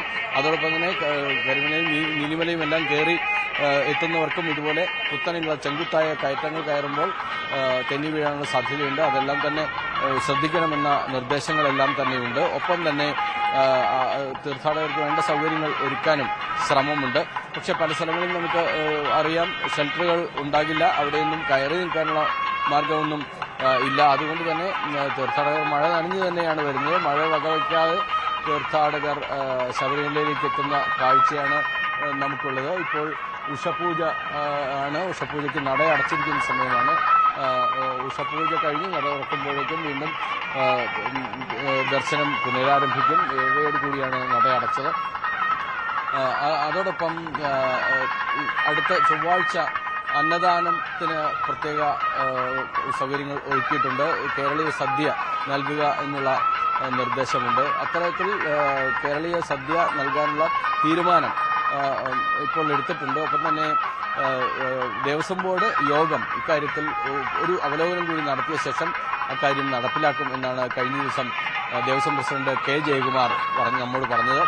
കഴിഞ്ഞ ആഴ്ച തന്നെ നടപ്പാക്കാൻ ഉദ്ദേശിച്ചാണ്. പക്ഷേ പ്രായോഗികമായി ചില പ്രശ്നങ്ങൾ ഉള്ളതുകൊണ്ടാണ് നടപ്പാക്കാൻ വൈകുന്നത്. കാരണം ഇലയിൽ സദ്യ നൽകണമോ, ഒപ്പം ഇലയിൽ നൽകുകയാണെങ്കിൽ എന്തൊക്കെ ബുദ്ധിമുട്ടുകൾ ഉണ്ടാകും. കാരണം ഈ ഇല ഉപയോഗിച്ച ഇല എങ്ങനെയാണ് അത് ഡിസ്പോസ് ചെയ്യേണ്ടത് എന്നുള്ള തുടങ്ങിയ കാര്യങ്ങളെല്ലാം തന്നെ ഉണ്ട്. ഇപ്പോൾ നട തുറന്നിരിക്കുകയാണ്. ഉഷപൂജ കഴിഞ്ഞ് നട തുറന്ന ദൃശ്യങ്ങളാണ് നമ്മൾ കാണുന്നത്. തീർത്ഥാടകരെ സംബന്ധിച്ച് ഏറ്റവും സന്തോഷകരമായ ഏതാനും നിമിഷങ്ങൾ മാത്രമാണ് അവർക്ക് അയ്യപ്പനെ ദർശിക്കാൻ സാധിക്കുന്നത്. അതിൽ ഉള്ള സന്തോഷം ഇത്രയും മണിക്കൂറുകൾ യാത്ര ചെയ്ത് എത്തുന്ന തീർത്ഥാടകരെ സംബന്ധിച്ചിടത്തോളം ഏറ്റവും പ്രധാനപ്പെട്ട ഒരു നിമിഷമാണ്. ഇപ്പോൾ ഉഷപൂജ കഴിഞ്ഞ് നട തുറന്നിരിക്കുന്നു. തീർത്ഥാടകർ സന്നിധാനത്ത് ദർശനം നടത്തുന്ന കാഴ്ചയാണ്. ഏതായാലും വരും മണിക്കൂറുകളിലും ഇതേ തീർത്ഥാടക പ്രവാഹം തുടരും എന്നാണ് നമുക്ക് മനസ്സിലാക്കാൻ സാധിക്കുന്നത്. രഞ്ജിത്ത്. സജീവ് സി വാര്യനാണ് വിവരങ്ങൾ പങ്കുവെക്കുന്നത്. തീർത്ഥാടകരുടെ എണ്ണം 1 ലക്ഷത്തിനടുത്ത് പലപ്പോഴും എത്തുന്നു. 1 ലക്ഷം കവിയുന്ന സാഹചര്യമുണ്ട്. ഇന്നിപ്പോൾ 14,000 പേർ രാവിലെ തന്നെ മല ചവിട്ടി. ഇന്നലത്തെ എണ്ണം 90,000 കവിഞ്ഞു എന്നാണ് സജീവ് റിപ്പോർട്ട് ചെയ്യുന്നത്. നമുക്ക് തെരഞ്ഞെടുപ്പ് വാർത്തകളിലേക്കൊന്ന് പോകാം.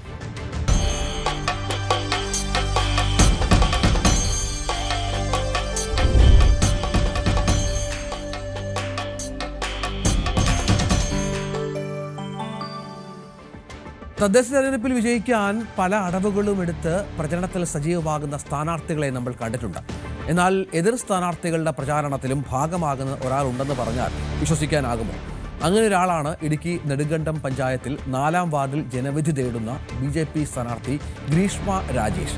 ഫോട്ടോഗ്രാഫറായ ഗ്രീഷ്മ വിവിധ സ്ഥാനാർത്ഥികൾക്കായുള്ള പോസ്റ്ററുകൾ ഒരുക്കുന്നതിലും സജീവമാണ്. ഹൈറേഞ്ചിലെ ഫോട്ടോഗ്രാഫി രംഗത്തെ വനിതാമുഖമായ ഗ്രീഷ്മ ആദ്യമായാണ് തെരഞ്ഞെടുപ്പ് ഗോതയിലിറങ്ങുന്നത്.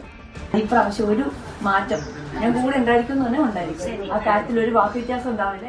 തെരഞ്ഞെടുപ്പ് കാലം ഫോട്ടോഗ്രഫി, ഡിസൈനിങ് മേഖലയിൽ ജോലി ചെയ്യുന്നവർക്ക് തിരക്കേറിയ കാലമാണ്. സ്ഥാനാർത്ഥിയാകാൻ BJP നിർദ്ദേശിച്ചപ്പോൾ തയ്യാറാവുകയായിരുന്നു. എന്നാൽ ജോലി പൂർണ്ണമായും ഒഴിവാക്കിയല്ല പ്രചാരണം. LDF-ലും UDF-ലും NDA-യിലും മത്സരിക്കുന്ന സ്ഥാനാർത്ഥികൾക്കായി പോസ്റ്ററുകളും നോട്ടീസും ഫ്ലെക്സുമൊക്കെ ഗ്രീഷ്മ തന്നെയാണ് തയ്യാറാക്കുന്നത്. രാഷ്ട്രീയം ഏതാണെങ്കിലും തൊഴിലുമായി ഇതിനെ കൂട്ടിയോജിപ്പിക്കാനില്ലെന്നാണ് ഗ്രീഷ്മയുടെ നിലപാട്. ദിവസേന സ്റ്റുഡിയോയിലെത്തുന്ന വിവിധ സ്ഥാനാർത്ഥികൾ നിർദ്ദേശിക്കുന്ന ഡിസൈനിങ് ജോലികൾ പൂർത്തീകരിച്ച് പ്രചാരണത്തിനിറങ്ങും. വർഷങ്ങളായി ഫോട്ടോഗ്രാഫി രംഗത്ത് ഉള്ളതിനാൽ വാർഡിലെ ജനങ്ങളെ നന്നായി അറിയാം. അതിനാൽ പ്രചാരണം എളുപ്പമാണെന്ന് ഗ്രീഷ്മ. BJPയുടെ നെടുങ്കണ്ടം പഞ്ചായത്തിലെ 4-ാം വാർഡിലെ സ്ഥാനാർത്ഥിയാണ് ഞാൻ. എൻ്റെ ഫോട്ടോഗ്രാഫറാണ്. അതിലുപരി എൻ്റെ വർക്ക് കളയാതെ, എൻ്റെ തൊഴിൽ കളയാതെ തന്നെയാണ് ഞാൻ ഈ പ്രവർത്തനത്തിലേക്ക് വന്നേക്കുന്നത്. ഇതിൻ്റെ ഇടയ്ക്ക് രാവിലെയും വൈകിട്ടും ഒക്കെ ആയിട്ടാണ് പ്രവർത്തനങ്ങളെല്ലാം നടക്കുന്നത്. അതുപോലെ മറ്റ് സ്ഥാനാർത്ഥികളെല്ലാം ഭാഗത്തിലുള്ള എല്ലാം UDF, LDF എല്ലാ സ്ഥാനാർത്ഥികളുടെയൊക്കെ വർക്കുകൾ നമ്മൾ ചെയ്യുന്നുണ്ട്. ഇതിൻ്റെ ഇടയ്ക്കാണ് ഈ പ്രചരണവും ഒക്കെ ആയിട്ട് നടക്കുന്നത്. രാവിലെയും വൈകിട്ടുമായാണ് വോട്ടർമാരെ വീടുകളിലെത്തി നേരിട്ട് കാണുക. പകൽ സമയം കൂടുതലായും ജോലിയുടെ തിരക്കിൽ. പ്രചാരണ ചൂടിലാണെങ്കിലും മറ്റു മുന്നണി സ്ഥാനാർത്ഥികളടക്കമുള്ള ജോലികൾ കൃത്യസമയത്ത് പൂർത്തീകരിച്ചു നൽകും. AKPA ഇടുക്കി ജില്ലാ വൈസ് പ്രസിഡന്റ് കൂടിയാണ് ഗ്രീഷ്മ. ഫോട്ടോഗ്രാഫിയിലും സംഘടനാ പ്രവർത്തനത്തിലും സജീവം. News 18 ഇടുക്കി. തളരാത്ത മനസ്സുമായി പരിമിതികളോട് പൊരുതി അതിനെ തോൽപ്പിച്ച ഒരു ഭിന്നശേഷിക്കാരിയും ഈ തെരഞ്ഞെടുപ്പിലെ നേരിടാൻ മുൻനിരയിലുണ്ട്. കോഴിക്കോട് മുക്കം നഗരസഭയിലാണ് റീജ തെക്കപ്പൊയിൽ വീൽചെയറിൽ കന്നിയംഗത്തിനിറങ്ങുന്നത്. അധ്വാനിച്ച് കുടുംബം പുലർത്താൻ തനിക്ക് കഴിയുന്നുണ്ടെങ്കിൽ എന്തുകൊണ്ട് ജനസേവനത്തിനും ഇറങ്ങിക്കൂടാ എന്ന ചിന്തയാണ് റീജയെ മത്സരരംഗത്ത് എത്തിച്ചത്. മുക്കം നഗരസഭാ തെരഞ്ഞെടുപ്പിൽ 107 സ്ഥാനാർത്ഥികൾ വിവിധ ഡിവിഷനുകളിൽ മത്സരരംഗത്തിറങ്ങുമ്പോൾ വ്യത്യസ്തയായൊരു സ്ഥാനാർത്ഥിയും അക്കൂട്ടത്തിലുണ്ട്. വിധി തളർത്തിയ ശരീരത്തിന്റെ പരിമിതികളെ ജീവിതത്തിലുടനീളം പൊരുതി തോൽപ്പിച്ച ഭിന്നശേഷിക്കാരിയായ റീജ തെക്കേപ്പൊയിൽ. മുക്കം നഗരസഭ കയ്യേരിക്കൽ ഡിവിഷനിലെ NDA സ്ഥാനാർത്ഥിയായാണ് റീജ മത്സരിക്കുന്നത്. ഞാനിവിടുത്തെ സ്ഥാനാർത്ഥിയാണ്, അറിയാലോ. എല്ലാ സഹകരണവും വേണം. വോട്ട് ചെയ്ത് വിജയിപ്പിക്കുക. മറ്റുള്ളവരുടെ പ്രയാസങ്ങൾ മനസ്സിലാക്കി ഇടപെടാൻ കഴിയുന്നവരാണ് സാധാരണക്കാരായ മനുഷ്യർ. അധ്വാനിച്ച് കുടുംബം പോറ്റാനും മറ്റുള്ളവർക്ക് മാതൃകയാകാനുമൊക്കെ സാധിക്കുമെങ്കിൽ എന്തുകൊണ്ട് സ്ഥാനാർത്ഥിയായി നിന്നുകൂടാ എന്ന ചിന്തയിൽ നിന്നാണ് മത്സരത്തിനിറങ്ങിയതെന്നാണ് റീജ പറയുന്നത്. ഇലക്ഷനിൽ മത്സരിക്കാനുള്ള ഒന്നാമത്തെ കാരണം എന്ന് വെച്ചാൽ ഭിന്നശേഷിക്കാരായ എല്ലാവരും എല്ലാ രംഗത്തും വരണം എന്നുള്ള ഒരു ആഗ്രഹം കൊണ്ടാണ്. പിന്നെ ഒരു പാർട്ടിയുടെ ചിഹ്നത്തിൽ മത്സരിക്കാൻ കിട്ടിയ ഈ ഒരു അവസരം അത് വിനിയോഗിക്കണമെന്ന് എനിക്ക് തോന്നി. പിന്നെ ഞങ്ങളെപ്പോലെയുള്ള ആളുകൾക്ക് മറ്റുള്ളവരുടെ എല്ലാ അസൗകര്യങ്ങളെക്കുറിച്ചും പറഞ്ഞാൽ പെട്ടെന്ന് മനസ്സിലാവും. അപ്പോൾ നമ്മുടെ നാട്ടിൽ വികസനം വരേണ്ടത് അത്യാവശ്യമാണ്. അപ്പം വികസനം കൊണ്ടുവരിക എന്നുള്ളതാണ് എൻ്റെ ലക്ഷ്യം. 10-ാം വയസ്സിൽ വന്ന പോളിയോ രോഗമാണ് റീജയുടെ ചലനശേഷിയെ തളർത്തിയത്. പക്ഷേ വിധിക്ക് മുന്നിൽ തളരാൻ റീജ ഒരുക്കമായിരുന്നില്ല. കന്യംഗത്തിനിറങ്ങിയ റീജ വീടുകളിൽ വോട്ട് ചോദിക്കാൻ എത്തുന്നതെല്ലാം വീൽചെയറിലാണ്.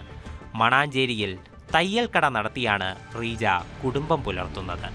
കൈകൊണ്ട് നിയന്ത്രിക്കാൻ സാധിക്കുന്ന മെഷീൻ ഉപയോഗിച്ചാണ് തൊഴിൽ ചെയ്യുന്നത്. തെരഞ്ഞെടുപ്പ് കാലത്ത് ആകെയുള്ള വില്ലൻ മഴയാണ്.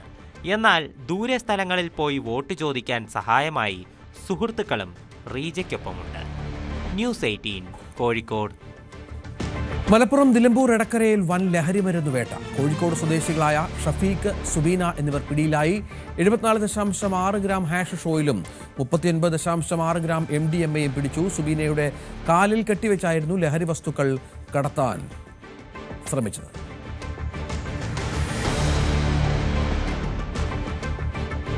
എറണാകുളം കോതമംഗലം മാർ അത്തനേഷ്യസ് കോളേജിനെ സംഗീത മാധുര്യത്തിൽ ലയിപ്പിച്ച് പ്രശസ്ത കർണാട്ടിക് പുല്ലാങ്കുഴൽ വിദ്വാൻ ശശാങ്ക് സുബ്രഹ്മണ്യൻ. കോളേജിലെ സപ്തതി ആഘോഷങ്ങളുടെ ഭാഗമായിട്ടായിരുന്നു സംഗീത കച്ചേരി. ഹംസധ്വനി രാഗത്തിലായിരുന്നു തുടക്കം. പിന്നീട് 1.5 മണിക്കൂർ സമയം സംഗീത പ്രേമികളെ മുരളീനാഥത്തിന്റെ മധുര സംഗീതത്തിൽ അദ്ദേഹം ലയിപ്പിച്ചു. തുടർന്ന് കർണാടക സംഗീതത്തിലെ ആബേരി രാഗത്തിലേക്ക് വഴിമാറി. കോതമംഗലം മാർ അത്തനേഷ്യസ് കോളേജിലെ സപ്തതി ആഘോഷങ്ങളുടെ ഭാഗമായിട്ടായിരുന്നു ശശാങ്ക് സുബ്രഹ്മണ്യനും സംഘവും കോളേജിൽ സംഗീത കച്ചേരി അവതരിപ്പിച്ചത്.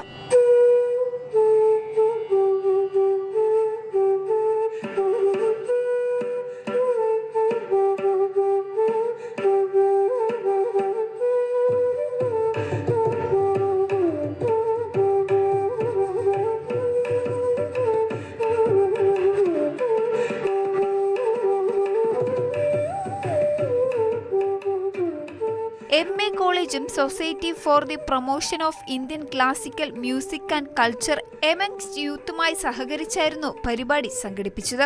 കോളേജ് സ്റ്റുഡൻസ് സെന്ററിൽ നടന്ന ചടങ്ങിൽ MA college association secretary doctor Winnie Varghese, principal doctor Manju Kurian, engineering college principal doctor Bose Mathew Jose, MA international school principal Anitha Nair ഉൾപ്പെടെ നിരവധി പേർ സന്നിഹിതരായിരുന്നു. ന്യൂസ് 18 എറണാകുളം. ഇതോടെ രാവിലെ പൂർത്തിയാവുകയാണ്. എല്ലാ പ്രേക്ഷകർക്കും ഒരിക്കൽ കൂടി ഒരു നല്ല ദിവസം ആശംസിക്കുന്നു. നമസ്കാരം.